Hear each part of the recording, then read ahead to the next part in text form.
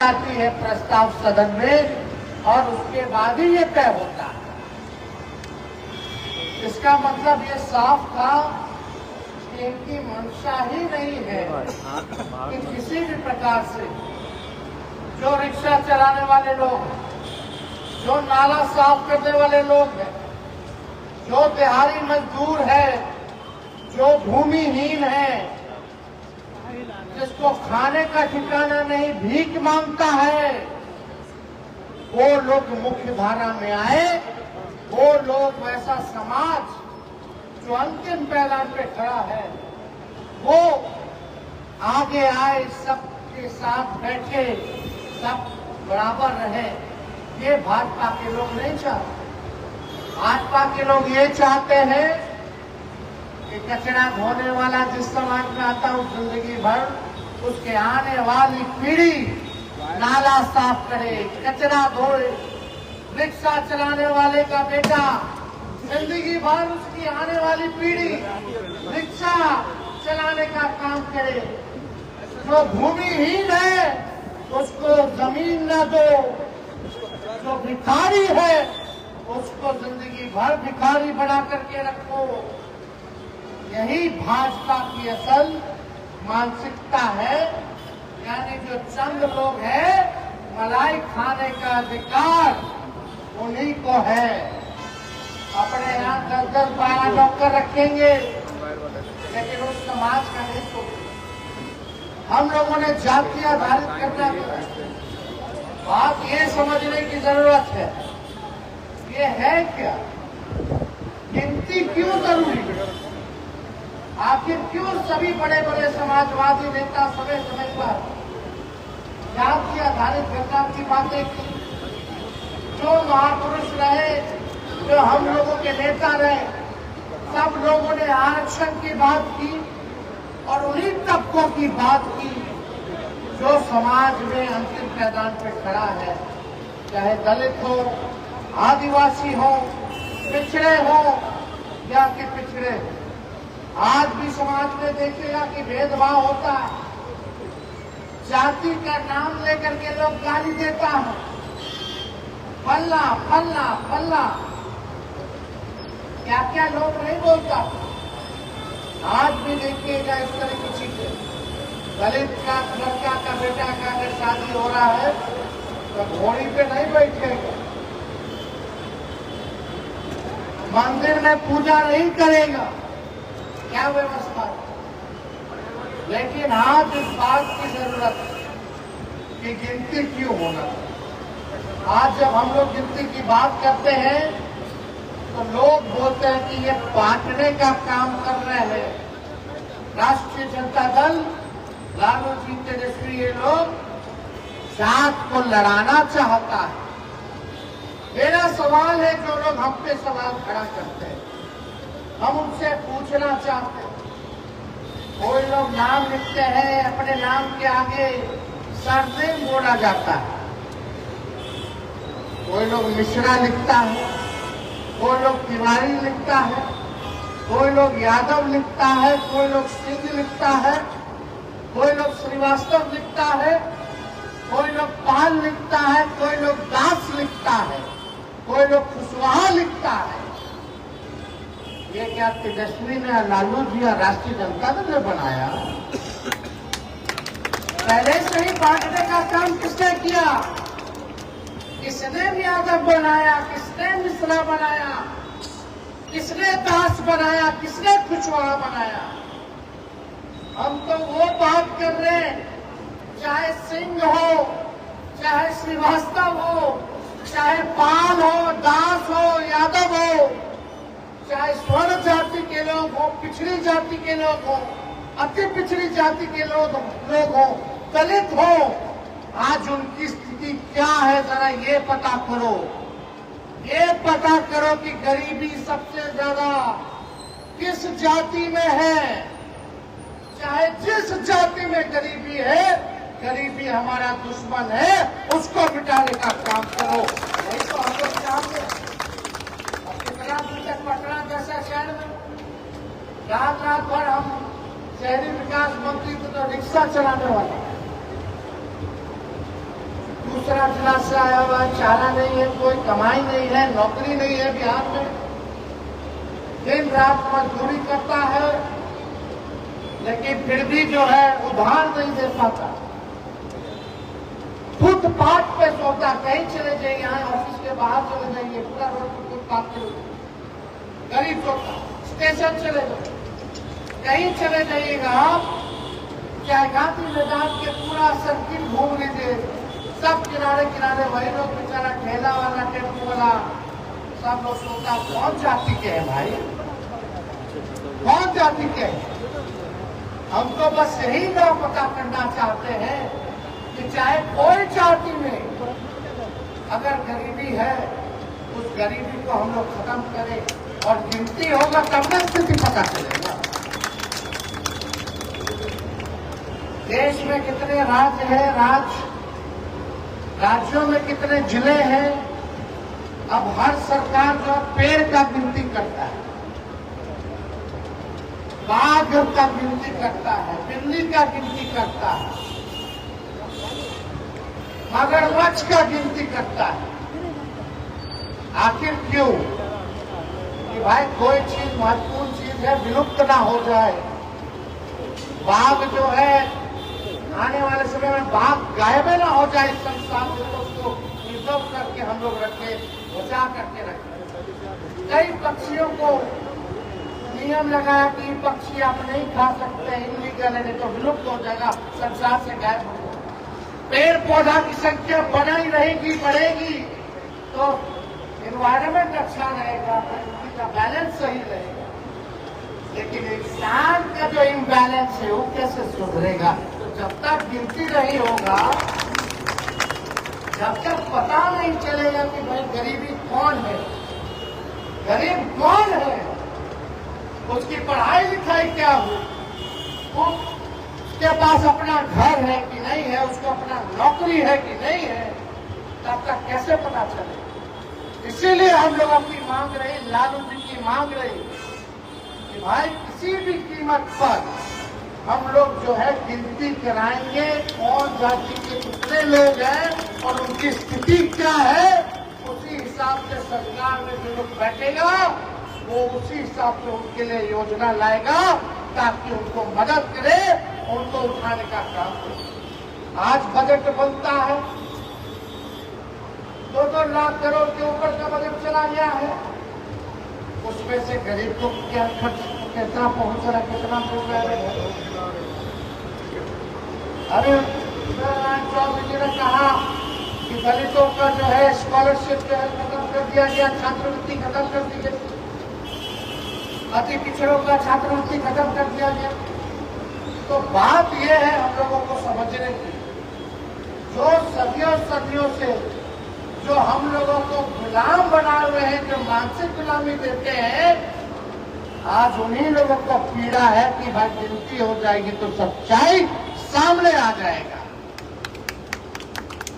आदमी बीमार है, हड्डी टूटल है, तो डॉक्टर साहब के पास जाइएगा तो एक्सरे कराइएगा ना, पता चलेगा कि टूटल है कि सूजन है कि क्या है। रे भाई कराता है कि नहीं कराता?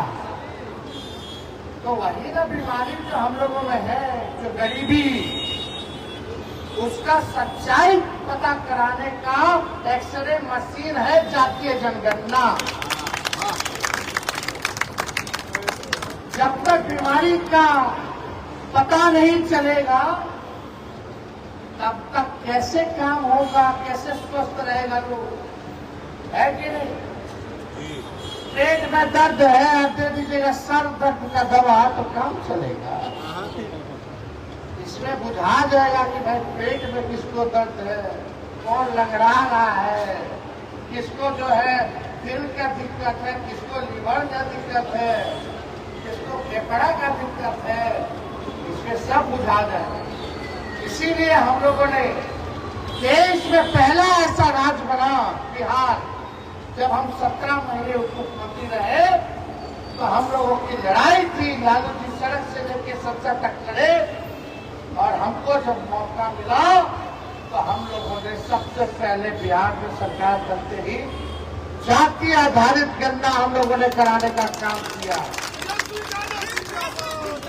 हमें पता चला कि उच्च जाति के लोग इतने गरीब हैं, पिछड़े उनसे ज्यादा गरीब है, अति पिछड़े उनसे ज्यादा गरीब है, दलित उनसे ज्यादा गरीब है, अल्पसंख्यक गरीब है, और आदिवासी जो बिहार में है सबसे गरीब हमारे आदिवासी लोग हैं।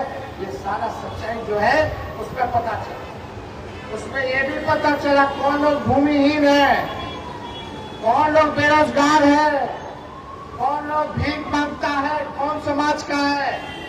तो हम लोगों ने इसके बाद निर्णय लिया कि भाई ऐसे लोगों को सरकार, हम लोग नियम लाए, कानून बनाए कि जो बेरोजगार है उसको 2 लाख रुपया का हम लोग आर्थिक मदद करेंगे ताकि अपने पैर पे खड़ा हो जाए।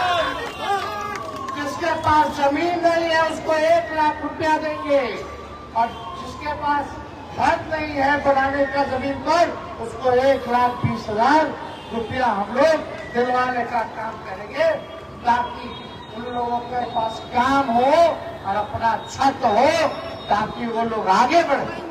लेकिन इतने में हम लोगों ने तय किया कि ये भी नहीं, सरकारी नौकरी तेजस्वी ने 5 लाख 17 महीने में सरकारी नौकरी दिया।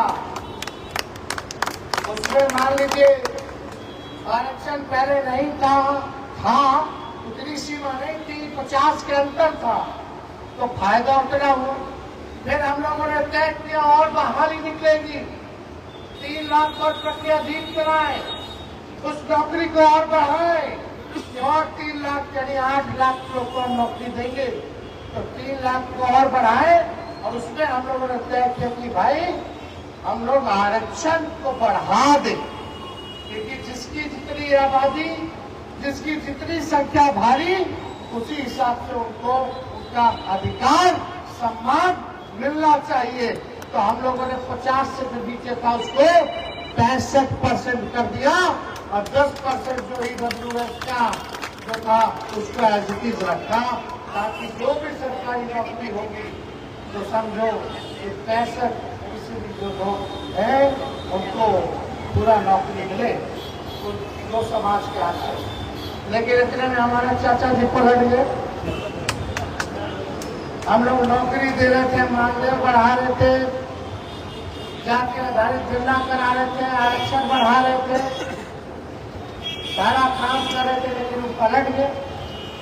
वो पलटे क्या किए नहीं किए, लेकिन उन्हीं का मंत्री साहब मेरे साथ बैठ करके प्रेस कॉन्फ्रेंस किया। अब मुख्यमंत्री नीतीश कुमार बार-बार बोलते थे, जब जाति आधारित गणना हम लोग कराए तो भाजपा वाला सब कोर्ट चला गया, कोर्ट से रखवाना चाहता था। हम लोग सुप्रीम कोर्ट जाकर के जीत के आए। फिर यही बात हुआ कि भाई ये आरक्षण जो बढ़ाए हैं, ये आरक्षण देखो फिर भाजपा वाला खत्म करवाएगा। हम तो उसी टाइम समझ गए थे, इसीलिए अनुसूची 9 में डलवाना चाह रहे थे कि अनुसूची 9 में आ जाएगा तो आपका आरक्षण बचा हुआ रहेगा, उसको कोई खतरा नहीं रहेगा, गरीब को उसका अधिकार मिलता रहेगा। अपील करते रहेगा मोदी जी से, मोदी जी एक बार भी ध्यान नहीं दिए, खत्म कर दिया। और अभी जब चाचा जी पलट गए, भाजपा आया, तो फिर बीजेपी वाला कोर्ट जाकर के इसको रुकवा दिया। बताओ इसमें किसका नुकसान? तेजस्वी का क्या नुकसान? ये तेजस्वी का नुकसान नहीं है, ये पीड़ित शोषित समाज, जो कमजोर वर्ग, जो समाज के अंतिम मैदान पे खड़ा जो समाज है, पिछड़ा समाज, अति पिछड़ा समाज, दलित समाज, आदिवासी समाज, जो गरीब है, जो ठेला ढोने वाले हैं, जो लोग रिक्शा चलाने वाले लोग हैं, जो लोग भीख मांगने वाले लोग हैं, जो जिनके पास भूमि नहीं है, भूमिहीन लोग हैं, ये नुकसान उन लोगों का है। हम आपके लिए लड़ाई लड़ रहे हैं। हम तो यही चाहते हैं कि बिहार के लोग, सब लोग इस लड़ाई में एकजुट होइए। जब तक आप लोग एकजुट नहीं होइएगा, ये भाजपा की पार्टी अमीरों की पार्टी है, इनको गरीबों से लेना देना नहीं है, ये आरक्षण विरोधी है। और भाजपा और आरएसएस का एक एजेंडा है कि संविधान को खत्म करो, संविधान को खत्म करो और नागपुरिया कानून को लागू करो। संविधान खत्म हो जाएगा तो आरक्षण खत्म हो जाएगा। आज बड़ा दुख होता है, कई बार जो है अपने आप को जो लोग समाजवादी बोलते हैं, आज उनका चेहरा जो उजागर हो, बड़ा दुख है, पीड़ा होती है। हम तो सम्मान देते हैं, चाचा बोलते हैं, लेकिन वो और उनकी पार्टी आज भी मुंह में दही जमा के बैठे, एक बार भी उनके लिए आवाज नहीं उठाए। आज उनके बदौलत अगर भारत में सरकार चल रही है, उनके पार्टी के लोग मंत्री हैं भारत सरकार में, अगर भाजपा ने मना कर दिया आज जातीय जनगणना कराने से, 9वीं अनुसूची में बिहार का आरक्षण को डालने से, तो जितना बड़ा दोषी भाजपा है उतना बड़ा दोषी नीतीश कुमार जी। हर एनडीए की सरकार चुप्पी साबित यहाँ बता लेटरल एंट्री करा दिया। जो गरीब है, पिछड़े समाज के, दलित समाज के, उनको तो भिखारी बनाना चाहता है। लेकिन कोई लोग अगर मेहनत करके पढ़ ले, आईपीएस का तैयारी करा ले, आईएएस का तैयारी करा ले, तो उसको भी ये लोग नहीं घुसने देना चाहते। अभी 45 को पद निकाल दिया आईएएस आईपीएस का, बिना आरक्षण को लागू किए हुए, बिना परीक्षा को लिए हुए। उसको कहते हैं लेटरल करके, लेटरल एंट्री के बहाने कोई परीक्षा नहीं होगा। ये आईएएस आईपीएस बनेगा तो यूपीएससी क्या करेगा? उसका परीक्षा है, नियम है, कुछ सिविल सर्विसेज के लिए तैयारी होती है। जो दिन रात मेहनत करके आईएएस आईपीएस बनना चाहता है, उनका क्या होगा, ये सोचने की जरूरत है। ये कृषि विभाग में एकल पद के बहाने आरक्षण को खत्म कर दिया है भाजपा के लोगों ने। और दुख की बात है कि कृषि मंत्री अपने आप को ओबीसी कहते हैं भारत सरकार, मोदी जी पिछड़ा कहते हैं। अब फिर बोलते हैं अभी इंटरव्यू में चुनाव में, तो नारायण चौधरी जी ने बोला कि हम तो इंसान है, ये नहीं है, हम तो भगवान के रूप। ये बात बोलने वाला व्यक्ति, तो आप लोग सब लोगों को ये हम लोग कह रहे हैं कि एकजुट होइए और लड़ाई लड़िए, अपने अधिकार को जानिए। कहावत है ना, जो सोवत है तो खोवत है, सोए रहोगे तो खोते रहोगे, कुछ होना ना जाना नहीं है। जो आज थोड़ा बहुत कई लोगों के कुर्बानियों के बाद, संघर्षों के बाद, हमारे समाजवादी नेताओं के संघर्ष के बाद, लालू जी के संघर्ष के बाद जो कुछ भी सम्मान मिला है, आवाज मिला है, लालू जी ने दिया है, वो भी लोग छीन लेगा। इसलिए आप लोग सब लोग एक होइए। हम लोग किसी का बुरा नहीं चाहते, हम सबको साथ लेकर के चलना चाहते हैं, चाहे कोई जात के, कोई धर्म के हो। लेकिन अगर किसी समाज के साथ अगर कोई अन्याय कर रहा हो, तो हम लोगों का खड़ा होना भी, उनकी रक्षा करना भी, उनकी लड़ाई लड़ने का भी पद हम लोगों के ऊपर आता है। और उस दायित्व को निभाने के लिए तेजस्वी पीछे हटने वाला नहीं, उनकी लड़ाई में सबसे आगे मिलेगा। तो इसलिए आप सब लोग आए हैं, हम लोगों का ये लड़ाई है कि भाई इस काम को जो है हम लोग करें, जन जन तक जो है अपने विचार को, जो हम लोगों ने चर्चा की, उसको जन जन तक आप लोग पहुंचाने का काम करें। बहुत तरह का साजिश चलेगा, चुनाव होगा, क्या होगा, ये है वो है, दिन भर हम लोग तो गालियाँ खाते हैं और जितना गाली देता है उतना मजबूत होते हैं। तो जितना जिसको गाली देना हो हमको दो, हम गाली खाने के लिए तैयार हैं, लेकिन इस लड़ाई को छोड़ने के लिए तैयार नहीं है। लड़ेंगे जब तक आपको अधिकार नहीं मिल जाता। तेजस्वी की एक और लड़ाई है, हम चाहते कोई ऐसा नौजवान ना रहे बेरोजगार जिसके हाथ जो है खाली रहे। मेरी इच्छा है कि हर एक बेरोजगार को, हर एक नौजवान के हाथ में हम लोग काम देने का काम करें ताकि उसका घर बन, उसका जीवन भविष्य सुधरे।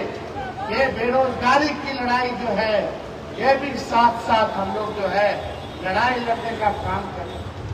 लेकिन आज देख लीजिए सत्ता में जो लोग हैं क्या काम कर रहे हैं। तेजस्वी के जाने के बाद बता दो एक नौकरी दिया हो तो कितना दिन हो गया इस सरकार में। अब भाजपा के एगो ना दू गो डिप्टी सीएम, अरे एगो काम बता दो। तेजस्वी तो गिरा देगा, हम जो रहे काम गिराए हैं। लेकिन भाजपा के उप मुख्यमंत्री दो वो हैं, दोनों का एक कोई काम गिरा दे जो एक काम किया हो, बताओ एक कोई काम किया हो भाजपा का उप मुख्यमंत्री। एक काम है कि दिन रात लालू जी को और हमको गाली देना। जाते जाते मेरे तो इन पेपर लिख गया और क्या हुआ रे भाई, पुलिया गिर रहा है कि नहीं। दिन रात हत्या लूट हो रहा है, जनप्रतिनिधियों की हत्या हो रही है, गोली मारा जा रहा, वेबसाइटों पर हमला हो रहा है। कोई सुनने वाला है, कोई देखने वाला है। बस इनको चुनाव जीतना है। चुनाव काहे जीतना है? आपके भलाई के लिए नहीं, बिहार के तरक्की के लिए नहीं, तो खुद बने रह जाए मलाई खाने के लिए, इसलिए चुनाव। हम लोग तो इतना सा विपक्ष में रहे और तेजस्वी राजनीति में तब आए जब हम विपक्ष में थे। हम पे केस मुकदमा किया सब कर लेने दो। जो सांच को आंच किस बात की, सच की जीत होती है, सच की जीत होती है। और अभी भी देखिए कब से 17 से मुकदमा करना मेरे ऊपर क्या हो गया और मजबूत हुए कि नहीं हुए। हर जगह झूठ दिखता नहीं, इसलिए आप सब लोगों से यही कहना है, ये लोग जो लोग सत्ता में हैं, जो आज गाली दे रहे हैं, आज हम लोग धरना प्रदर्शन कर रहे हैं, तो उनके जो लोग हैं उस समय मंत्री थे, अभी कार्यकारी राष्ट्र अध्यक्ष बने हैं, वो शायद बोले हैं कि लोग नौटंकी कर रहा है। जो राष्ट्र कार्यकारी राष्ट्र अध्यक्ष है, वो तो मंत्री थे जब हम मुख्यमंत्री थे, वो मेरे साथ ही ना बैठ के प्रेस कॉन्फ्रेंस कर रहे थे भाई। मुख्यमंत्री जी के सब मंत्री सब मेरे साथ ही ना बैठ के प्रेस कॉन्फ्रेंस मेरे नेतृत्व में किया कि भारत सरकार को हम लोगों ने भेजा है 9वीं अनुसूची में डालो, और भारत सरकार जो है बेईमानी कर रहा, आरक्षण विरोधी है। वही लोग ना बोलते। हम जनता दल यूनाइटेड के लोगों से केवल एक सवाल पूछना चाहते हैं, अगर पत्रकार भाइयों इस सवाल का जवाब ले लो, चाहे वो कुछ भी बोले, एक सवाल का जवाब लेकर के आ जाना, पूछना कि वो लोग चाहते हैं कि नहीं चाहते हैं कि इस आरक्षण को 9वीं अनुसूची में डाला जाए या ना डाला जाए, हाँ या ना। जरा पूछना नीतीश बाबू, नीतीश जी तो बोलेंगे नहीं कुछ।